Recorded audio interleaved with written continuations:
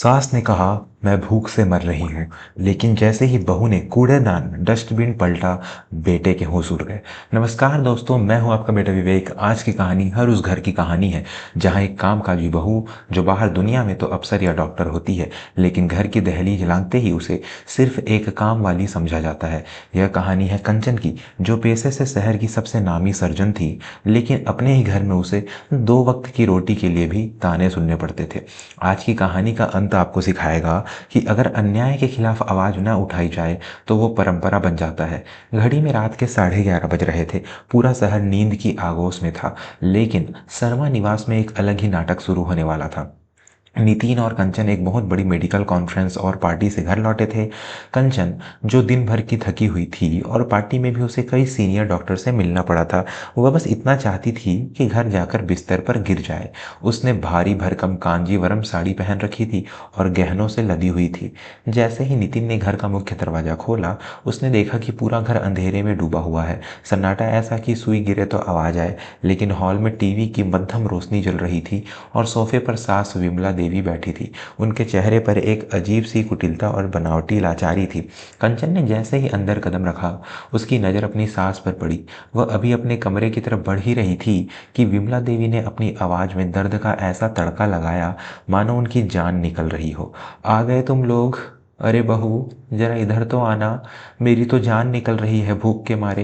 पेट में चूहे नहीं, जैसे शेर दौड़ रहे हों। फटाफट मेरे लिए कुछ बना दे। रात के 11 बज चुके हैं और मेरी आंतें सूख गई हैं। कंचन के पैरों तले जमीन खिसक गई। वह हैरान रह गई। जाने से पहले शाम को 7 बजे उसने अपनी सास और से स्पष्ट पूछा था, माँ जी मैं खाना बना कर रख जाऊं?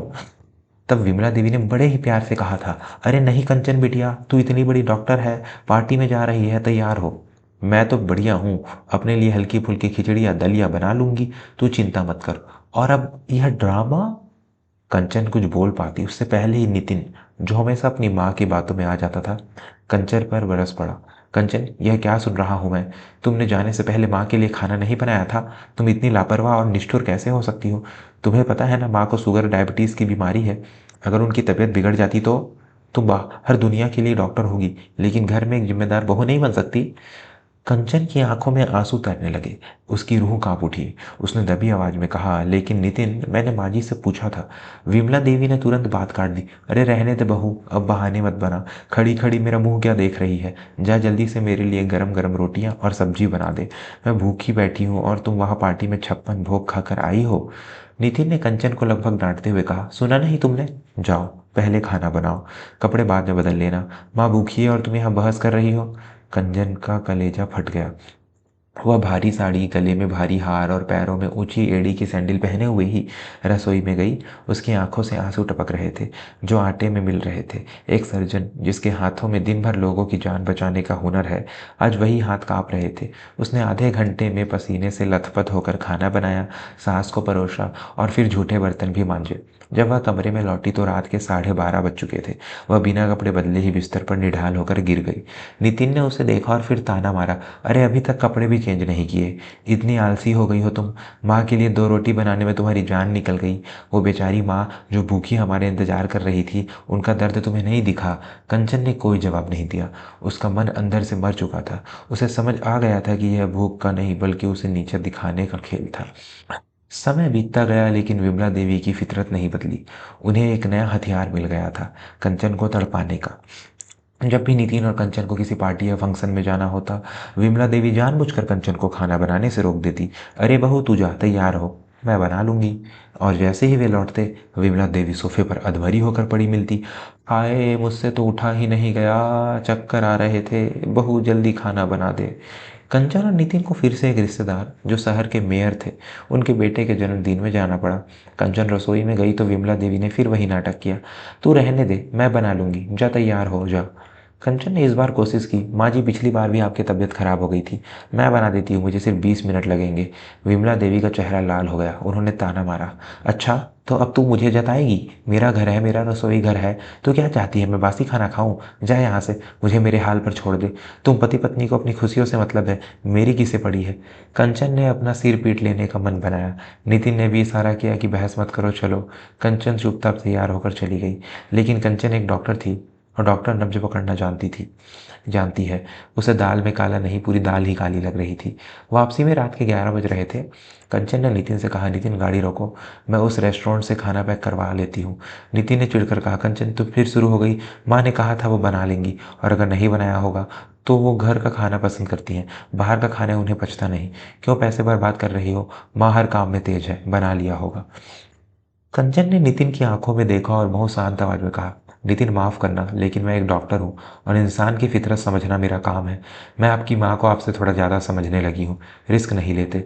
नितिन कुछ नहीं बोला, लेकिन उसका मुंह बन गया। कंचन ने एक महंगे 5 स्टार होटल से शाही थाली पैक करवाई। जैसे ही वे घर पहुंचे, दृश्य वही पुराना था। अंधेरा हॉल, जलता टीवी और सोफे पर बीमार विमला देवी। कंचन और नितिन को देखते ही विमला देवी ने अपनी एक्टिंग शुरू कर दी। हाय रे, मेरी किस्मत, बुढ़ापे में भूखा मरना लिखा है। बहू, ओ बहू, जल्दी से हाथ पैर धोकर रसोई में घुस जा, पेट में आग लग रही है, मुझसे तो खड़ा भी नहीं हुआ गया आज। नितिन का पाड़ा चढ़ने लगा। वह कंचन को कुछ कहने ही वाला था कि तभी कंचन ने एक ऐसा कदम उठाया जिसकी उम्मीद विमला देवी को नहीं थी। कंचन इस बार रसोई की तरफ नहीं भागी। वो मुस्कुराते हुए डाइनिंग टेबल की तरफ गई और अपने हाथ में मौजूद 5 स्टार होटल का पैकेट वहां रख दिया। उसने जोर से कहा, माँ जी, आप चिंता मत कीजिए, मुझे पता था कि आपकी तबीयत अचानक खराब हो जाएगी, इसलिए मैं आपके लिए शहर के सबसे महंगे होटल से शाही पनीर और बटर नान लेकर आई हूँ। अब आपको इंतजार नहीं करना पड़ेगा, लीजिए, गर्म है, खा लीजिए। विमला देवी का चेहरा फक पड़ गया। उनकी योजना तो कंचन को थकाने और नितिन के सामने उसे लापरवाह साबित करने की थी। खाना खाने की तो उन्हें इच्छा ही नहीं थी, क्योंकि सच्चाई कुछ और थी। विमला देवी भड़क गई। क्या? बाहर का खाना? तुझे पता है ना मुझे बाहर का तेल मिर्च नहीं पचता। डॉक्टर ने मना किया है। तू मुझे बीमार करना चाहती है। मैं यह सब नहीं खाऊंगी, मुझे तो मेरे हाथ की रोटी ही खानी है। जा अभी बना। नितिन भी कंचन की तरफ मुड़ा। कंचन, माँ सही कह रही है, जब वो बाहर का नहीं खाती तो तुम क्यों लाई? जाओ 2 रोटी बना दो। कंचन की आंखों में अब आंसू नहीं बल्कि आग थी। उसने नितिन का हाथ पकड़ा और कहा, नितिन, रोटी बनाने से पहले मैं तुम्हें कुछ दिखाना चाहती हूँ। चलो मेरे साथ रसोई में। क्या है रसोई में? नितिन झुंझलाया। आओ तो सही। कंचन ने जिद की। कंचन नितिन को रसोई में ले गई। विमला देवी के पसीने छूटने लगे। कंचन ने रसोई के कोने में रखे बड़े कूड़ेदान डस्टबिन का ढक्कन हटाया। नितिन, जरा इसमें झांक कर देखो। नितिन ने जैसे ही अंदर देखा, उसके पैरों तले जमीन खिसक गई। डस्टबिन में पिज्जा, हाँ, पिज्जा के 2 खाली डिब्बे, कोल्ड ड्रिंक की बोतल और मिठाई के खाली पैकेट पड़े थे।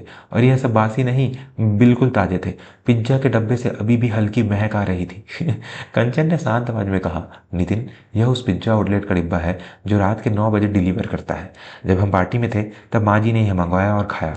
इनका पेट भरा हुआ है। यह जो भूख का नाटक बाहर चल रहा है, ये रोटी के लिए नहीं बल्कि मेरी शांति छीनने के लिए है। ये मुझे थका हुआ और हारा हुआ देखना चाहती है।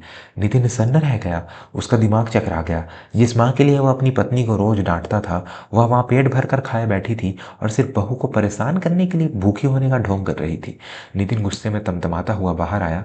विमला देवी अभी भी सोफे पर नाटक कर रही थी। अरे क्या हुआ, रोटी बन रही है या नहीं? नितिन ने विमला देवी के सामने वो पिज्जा का खाली डिब्बा लाकर पटक दिया। माँ, यह क्या है? नितिन की आवाज में शेर जैसी दहाड़ थी। विमला देवी का चेहरा सफेद पड़ गया। वो तो झूठ मत बोलना माँ, नितिन चिल्लाया। तुमने 9 बजे पिज्जा खाया है और अभी तुम कह रही है कि तुम्हारी आंतें सूख रही है। तुम कंचन से रोटियां इसलिए नहीं बनवाना चाहती थी क्योंकि तुम्हें भूख लगी थी, बल्कि इसलिए ताकि तुम उसे परेशान कर सको, उसे नीचा दिखा सको। छी माँ, एक डॉक्टर बहू जो दिन भर लोगों की जान बचाती है, तुम उसके साथ ऐसा खेल खेल रही हो। विमला देवी की बोलती बंद हो गई। उसकी उनकी चोरी पकड़ी गई थी। वे नजरें नहीं मिला पा रही थी। कंचन ने पास आकर कहा, माँ जी, मैं आपकी बहू हूँ, गुलाम नहीं। मैं आपका सम्मान करती हूँ, इसका मतलब यह नहीं कि आप मेरी सहन शक्ति की परीक्षा लेंगी। आज के बाद अगर हम बाहर जाएंगे तो या तो खाना बन के जाएगा या बाहर से आएगा। मैं रात के 12 बजे आकर अब चूल्हा नहीं जलाऊंगी। नितिन ने कंचन के कंधे पर हाथ रखा और अपनी माँ से कहा, माँ, आज तुमने मेरी नज़रों में अपनी इज्जत कम कर ली। कंचन ने जो खाना पैक करवाया है वही खाओ, वरना भूखी सो जाओ। आज के बाद कंचन पर हुक्म चलाने की कोशिश मत करना। नितिन ने कंचन को प्यार से देखा और कहा, मुझे माफ़ कर दो कंचन, मैं अंधा था जो अपनी माँ के नाटक को ममता समझता रहा। आज के बाद मैं हमेशा तुम्हारे साथ खड़ा हूँ। उस रात विमला देवी को वो बाहर का खाना चुपचाप खाना पड़ा। उनकी हेकड़ी निकल चुकी थी। अब वह कभी नहीं कहती कि मैं खुद बना लूँगी। अब वो कभी नहीं कहती कि मैं खुद बना लूँगी, क्योंकि उन्हें पता है कि अब उनकी दाल नहीं गलने वाली। धन्यवाद, ये कहानी आपने यहाँ तक देखा और थैंक्स फॉर वॉचिंग। सब्सक्राइब जरूर करते रहना।